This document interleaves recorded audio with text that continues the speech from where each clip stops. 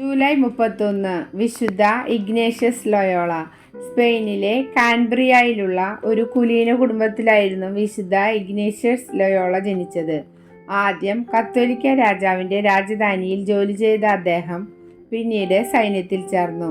പാമ്പെലൂന സൈനിക ഉപരോധത്തിൽ പീരങ്കി ഉണ്ടകൊണ്ട് കാലിൽ മുറിവേറ്റ വിശുദ്ധൻ തൻ്റെ രോഗാവസ്ഥയിലെ വിശ്രമകാലം മുഴുവൻ ക്രൈസ്തവപരമായ പുസ്തകങ്ങൾ വായിക്കുവാൻ ചെലവഴിച്ചു. അതുവഴി യേശുവിൻ്റെ പാത പിന്തുടരുവാൻ അതിയായ ആഗ്രഹമുണ്ടായി. മോൺസറാറ്റിലുള്ള പരിശുദ്ധ മാതാവിൻ്റെ ദേവാലയത്തിൽ പോയി പരിശുദ്ധ കന്യകയുടെ തിരുമുൻപിൽ ഇരുകൈകളും ഉയർത്തി രാത്രി മുഴുവൻ പ്രാർത്ഥനയിൽ മുഴുകിക്കൊണ്ട് ക്രിസ്തുവിൻ്റെ പോരാളിയായി മാറുകയായിരുന്നു. പിന്നീട് തൻ്റെ ആഡംബര വസ്തുക്കൾ ഭിക്ഷക്കാർക്ക് ദാനം ചെയ്യുകയും ചണനാരുകൾ കൊണ്ട് നെയ്ത പരിക്കൻ വസ്ത്രം ധരിച്ചുകൊണ്ട് മാൻഡസായിലേക്ക് പോകുകയും ചെയ്തു. 1 വർഷത്തോളം വിശുദ്ധൻ അവിടെ ചെലവഴിച്ചു. ധർമ്മമായി ലഭിച്ചിരുന്ന അപ്പവും വെള്ളവും കഴിച്ച് ജീവിച്ചു. ഞായർ ഒഴികെയുള്ള ദിവസങ്ങളിൽ വിശുദ്ധൻ ഉപവസിച്ചു. ഒരു ചങ്ങല അരയിൽ ധരിച്ചുകൊണ്ട് നാരുകൾ കൊണ്ടുള്ള കുപ്പായം ധരിക്കുകയും വെറുനിലത്ത് കിടന്നുറങ്ങുകയും ചെയ്ത വിശുദ്ധൻ ലോഹം കൊണ്ട് പലപ്പോഴും തൻ്റെ ശരീരത്തിൽ പീഡനങ്ങൾ ഏൽപ്പിക്കുക പതിവായിരുന്നു. ഇക്കാലയളവിലാണ് ഒട്ടും തന്നെ വിദ്യാഭ്യാസം ലഭിക്കാത്ത ഇഗ്നേഷ്യസ് ആത്മീയ അഭ്യാസങ്ങൾ എന്ന പ്രസിദ്ധമായ ഗ്രന്ഥം രചിക്കുന്നത്.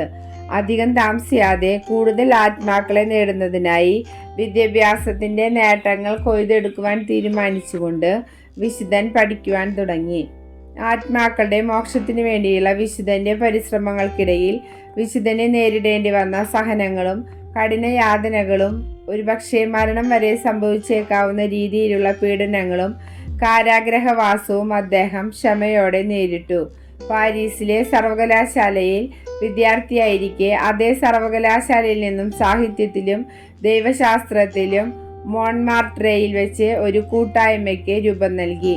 ഇതാണ് പിന്നീട് റോമിൽ വെച്ച് സ്ഥാപിക്കപ്പെട്ട ഈശോ സഭയുടെ ആദ്യ അടിത്തറ.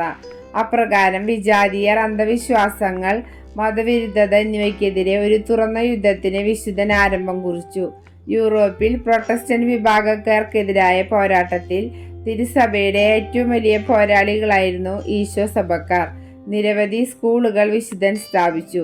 പിശാചിനെ അടിച്ചമർത്താനുള്ള വിശുദ്ധന്റെ ശക്തി അത്ഭുതകരമായിരുന്നു.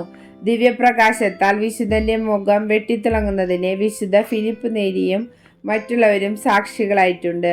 തൻ്റെ 65-ാമത്തെ വയസ്സിൽ താൻ ജീവിതകാലം മുഴുവൻ പ്രഘോഷിച്ച ദൈവത്തിൻ്റെ പക്കലേക്ക് വിശുദ്ധൻ യാത്രയായി. ഗ്രിഗറി 15-ാമൻ പാപ്പയാണ് ഇഗ്നേഷ്യസ് ലോയോളയെ വിശുദ്ധരുടെ ഗണത്തിലേക്ക് ഉയർത്തിയത്.